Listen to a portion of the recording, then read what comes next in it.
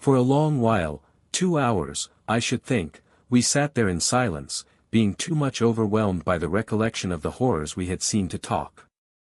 At last, just as we were thinking of turning in, for the night drew nigh to dawn, we heard a sound of steps.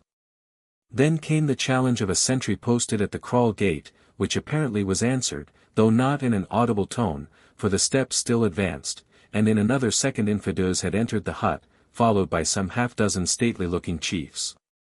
"My lords," he said, "I have come according to my word. My lords and Ignosi, rightful king of the Kukuanas, I have brought with me these men," pointing to the row of chiefs, "who are great men among us, having each one of them the command of 3,000 soldiers, that live but to do their bidding, under the kings. I have told them of what I have seen, and what my ears have heard. Now let them also behold the sacred snake around thee, and hear thy story, Ignosi, that they may say whether or no they will make cause with thee against Twala the king." By way of answer Ignosi again stripped off his girdle, and exhibited the snake tattooed about him. Each chief in turn drew near and examined the sign by the dim light of the lamp, and without saying a word passed on to the other side. Then Ignosi resumed his mucha, and addressing them, repeated the history he had detailed in the morning. "Now ye have heard, chiefs," said Infidels, when he had done, "what say ye, will ye stand by this man and help him to his father's throne, or will ye not? The land cries out against Twala, and the blood of the people flows like the waters in spring. Ye have seen tonight. 2 other chiefs there were with whom I had it in my mind to speak, and where are they now? The hyenas howl over their corpses. Soon shall ye be as they are if ye strike not. Choose then, my brothers." The eldest of the 6 men, a short, thick-set warrior, with white hair, stepped forward a pace and answered, "Thy words are true, Infidels, the land cries out. My own brother is among those who died tonight, but this is a great matter, and the thing is hard to believe. How know we that if we lift our spears it may not be for a thief and a liar? It is a great matter, I say, of which none can see the end. For of this be sure, blood will flow in rivers before the deed is done, many will still cleave to the king, for men worship the sun that still shines bright in the heavens, rather than that which has not risen. These white men from the stars, their magic is great, and Ignosi is under the cover of their wing. If he be indeed the rightful king, let them give us a sign, and let the people have a sign, that all may see. So shall men cleave to us, knowing of a truth that the white man's magic is with them." "Ye have the sign of the snake," I answered. "My lord, it is not enough. The snake may have been placed there since the man's childhood. Show us a sign, and it will suffice. But we will not move without a sign."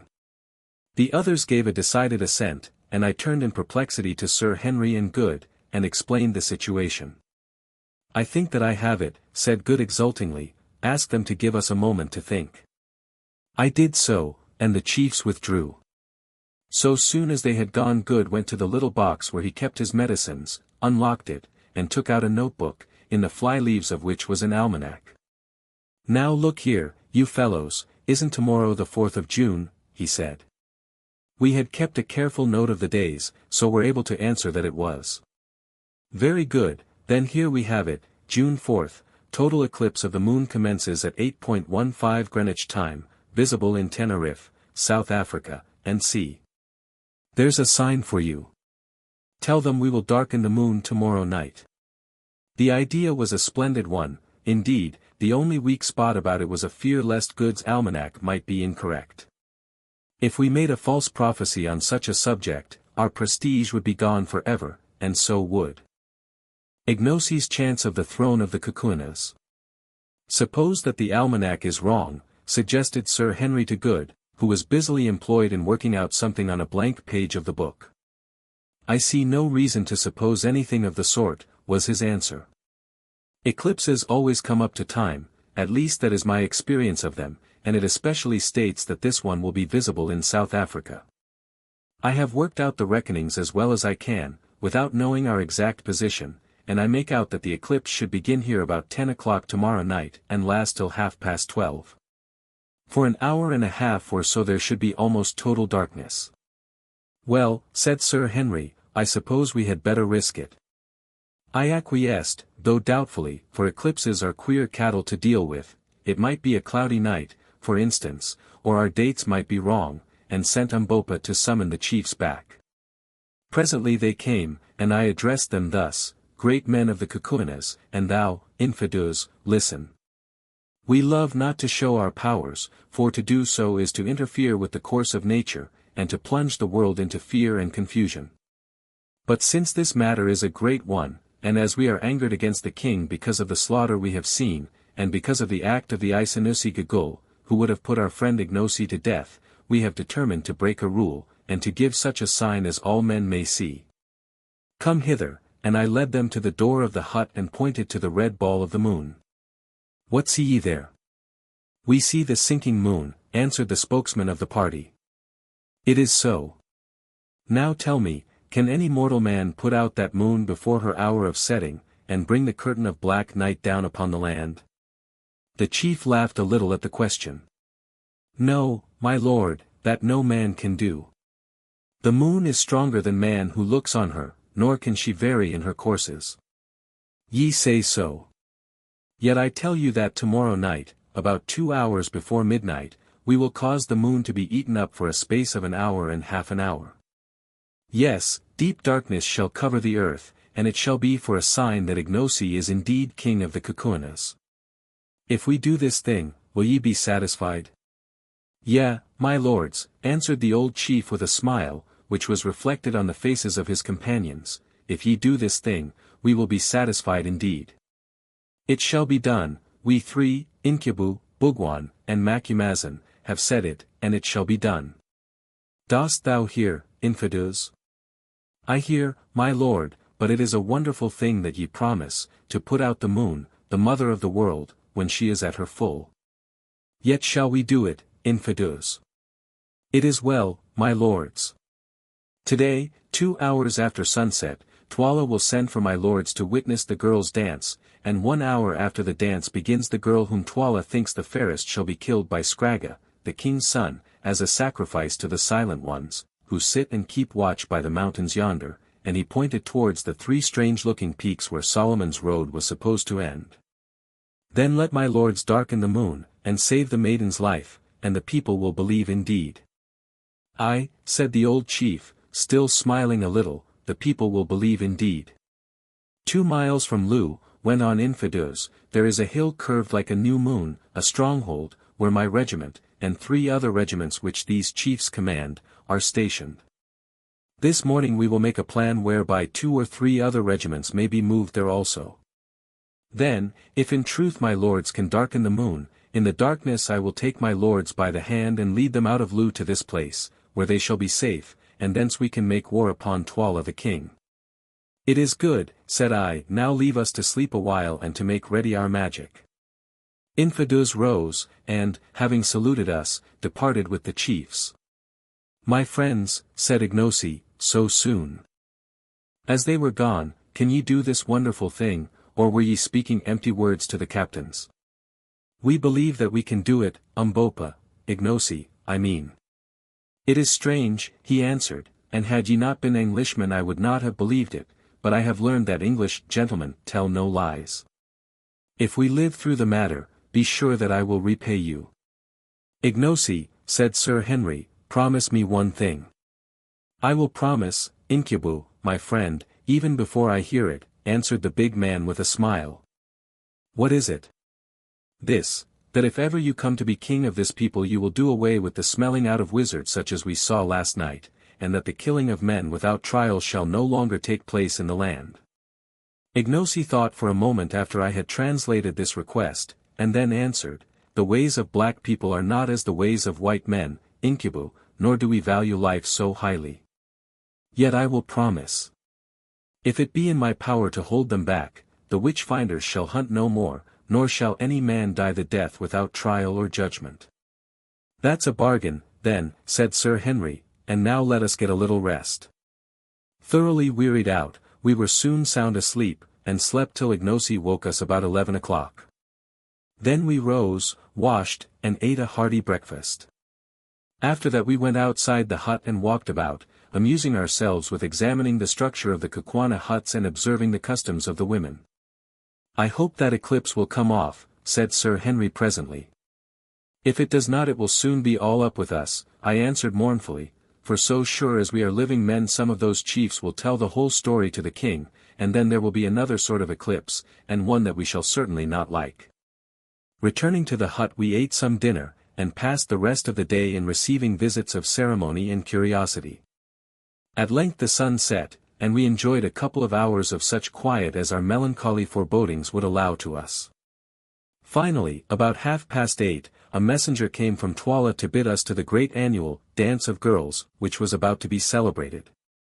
Hastily we put on the chain shirts that the king had sent us, and taking our rifles and ammunition with us, so as to have them handy in case we had to fly, as suggested by Infidus, we started boldly enough, though with inward fear and trembling. The great space in front of the king's kraal bore a very different appearance from that which it had presented on the previous evening. In place of the grim ranks of serried warriors were company after company of Kukwana girls, not overdressed, so far as clothing went, but each crowned with a wreath of flowers, and holding a palm leaf in one hand and a white arum lily in the other. In the center of the open moonlit space sat Twala the king, with old Gagol at his feet, attended by Infidus, the boy Scragga, and 12 guards. There were also present about a score of chiefs, amongst whom I recognized most of our friends of the night before. Twala greeted us with much apparent cordiality, though I saw him fix his one eye viciously on Umbopa. "Welcome, white men from the stars," he said. "This is another sight from that which your eyes gazed on by the light of last night's moon, but it is not so good a sight. Girls are pleasant, and were it not for such as these," and he pointed round him, "we should none of us be here this day, but men are better. Kisses and the tender words of women are sweet, but the sound of the clashing of the spears of warriors, and the smell of men's blood, are sweeter far. Would ye have wives from among our people, white men? If so, choose the fairest here, and ye shall have them, as many as ye will," and he paused for an answer. As the prospect did not seem to be without attractions for Good, who, like most sailors, is of a susceptible nature, being elderly and wise, foreseeing the endless complications that anything of the sort would involve, for women bring trouble so surely as the night follows the day, I put in a hasty answer, "Thanks to thee, O king, but we white men wed only with white women like ourselves. Your maidens are fair, but they are not for us." The king laughed. "It is well. In our land there is a proverb which runs, women's eyes are always bright, whatever the color, and another that says, love her who is present, for be sure she who is absent is false to thee, but perhaps these things are not so in the stars. In a land where men are white all things are possible. So be it, white men, the girls will not go begging. Welcome again, and welcome, too, thou black one, if Gagul here had won her way, thou wouldst have been stiff and cold by now. It is lucky for thee that thou too camest from the stars, ha! Ha! I can kill thee before thou killest me, O king, was Ignosi's calm answer, and thou shalt be stiff before my limbs cease to bend. Twala started. Thou speakest boldly, boy, he replied angrily, presume not too far.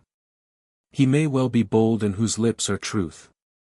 The truth is a sharp spear which flies home and misses not. It is a message from the stars, O king. Twala scowled, and his one eye gleamed fiercely, but he said nothing more. Let the dance begin, he cried, and then the flower-crowned girls sprang forward in companies, singing a sweet song and waving the delicate palms and white lilies. On they danced, looking faint and spiritual in the soft, sad light of the risen moon, now whirling round and round, now meeting in mimic warfare, swaying, eddying here and there, coming forward, falling back in an ordered confusion delightful to witness. At last they paused, and a beautiful young woman sprang out of the ranks and began to pirouette in front of us with a grace and vigor which would have put most ballet girls to shame. At length she retired exhausted, and another took her place, then another and another, but none of them, either in grace, skill, or personal attractions, came up to the first. When the chosen girls had all danced, the king lifted his hand. Which deem ye the fairest, white men, he asked. The first, said I unthinkingly. Next second I regretted it, for I remembered that Infidus had told us that the fairest woman must be offered up as a sacrifice. Then is my mind as your minds, and my eyes as your eyes. She is the fairest. And a sorry thing it is for her, for she must die. I must die, piped out Giggle, casting a glance of her quick eyes in the direction of the poor girl, who, as yet ignorant of the awful fate in store for her, was standing some 10 yards off in front of a company of maidens, engaged in nervously picking a flower from her wreath to pieces, petal by petal. "Why, O king," said I, restraining my indignation with difficulty, "the girl has danced well, and pleased us, she is fair too, it would be hard to reward her with death." Twala laughed as he answered, "It is our custom, and the figures who sit in stone yonder," and he pointed towards the 3 distant peaks, "must have their due. Did I fail to put the fairest girl to death today, misfortune would fall upon me and my house. Thus runs the prophecy of my people, if the king offer not a sacrifice of a fair girl, on the day of the dance of maidens, to the old ones who sit and watch on the mountains, then shall he fall, and his house. Look ye, white men, my brother who reigned before me offered not the sacrifice, because of the tears of the woman, and he fell, and his house, and I reign in his stead. It is finished, she must die." Then turning to the guards, "Bring her hither, Scragga, make sharp thy spear." 2 of the men stepped forward, and as they advanced, the girl, for the first time realizing her impending fate, screamed aloud and turned to fly. But the strong hands caught her fast, and brought her, struggling and weeping, before us. "What is thy name, girl?" piped Giggle. "What? Wilt thou not answer? Shall the king's son do his work at once?" At this hint, Scragga, looking more evil than ever, advanced a step and lifted his great spear, and at that moment I saw Good's hand creep to his revolver. The poor girl caught the faint glint of steel through her tears, and it sobered her anguish. She ceased struggling, and clasping her hands convulsively, stood shuddering from head to foot. "See," cried Scragga in high glee, "she shrinks from the sight of my little plaything even before she has tasted it," and he tapped the broad blade of his spear. "If ever I get the chance you shall pay for that, you young hound." I heard Good mutter beneath his breath. "Now that thou art quiet, give us thy name, my dear." "Come, speak out, and fear not," said Giggle in mockery. "Oh, mother," answered the girl, in trembling accents, "my name is Foulata, of the house of Suko." "Oh, mother, why must I die? I have done no wrong." "Be comforted," went on the old woman in her hateful tone of mockery. "Thou must die, indeed, as a sacrifice to the old ones who sit yonder," and she pointed to the peaks, "but it is better to sleep in the night than to toil in the daytime, it is better to die than to live, and thou shalt die by the royal hand of the king's own son." The girl Foulata wrung her hands in anguish, and cried out aloud, "Oh, cruel!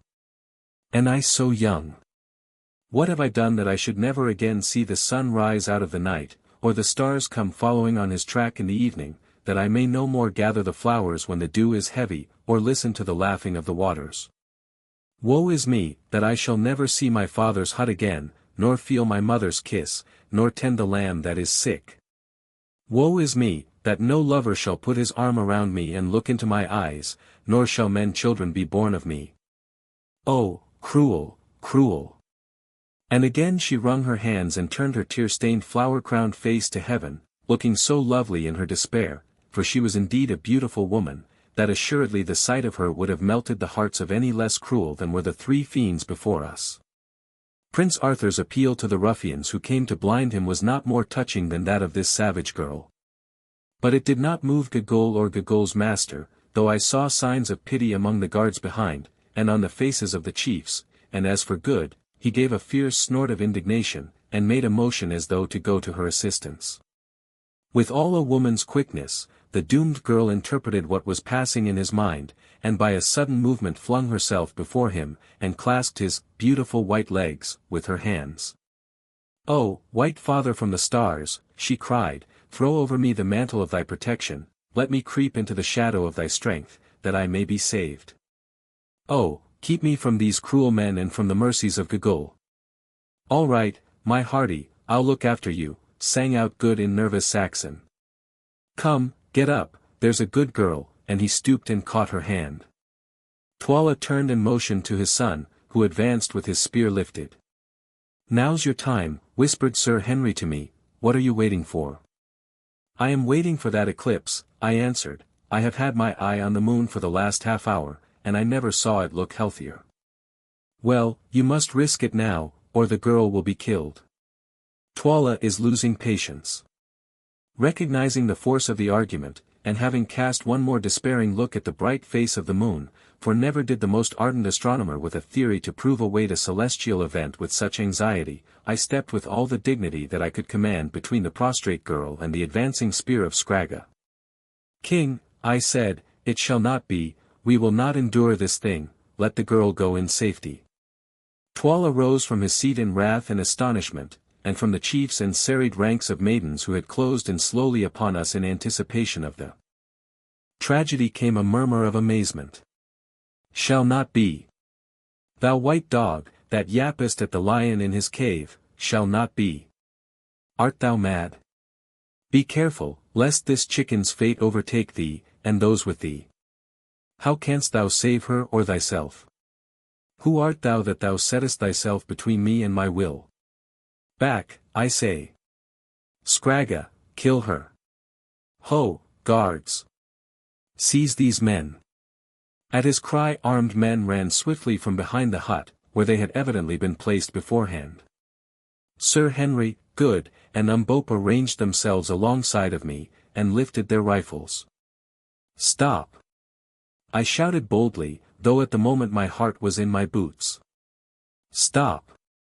We, the white men from the stars, say that it shall not be.